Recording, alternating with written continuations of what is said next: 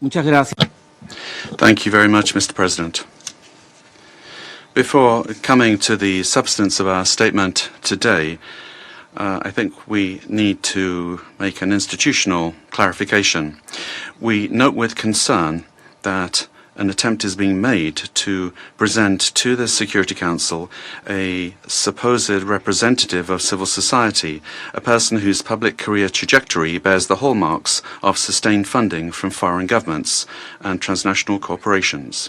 This has been the case for years, as well as participation in processes of political destabilization and the promotion of institutional breakdown in her own country. The instrumental use of this person to legitimize narratives of confrontation, justify the use of force, or minimize violations of international law does not contribute in any way to the purposes of this Council or to the strengthening of multilateralism. On the contrary, it erodes the credibility of the debates and distorts the Security Council's mandate entrusted with the maintenance of international peace and security. Mr. President, on January 3rd, 2026 is a date of profound historical significance, not only for Venezuela, but for the international system as a whole.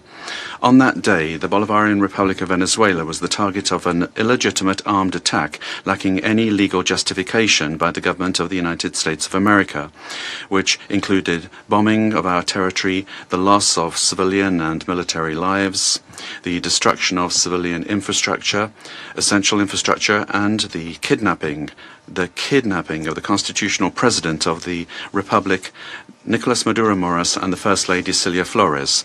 Venezuela comes before this Council today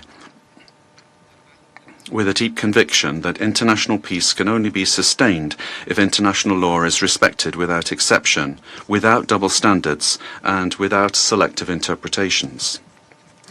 The events of January 3rd constitute a flagrant violation of the UN Charter perpetrated by the US government, in particular the violation of the principle of sovereign equality of states, of the absolute prohibition of the use or threat of use of force against the territorial integrity or political independence of any state, as enshrined in Article 2, Paragraph 4.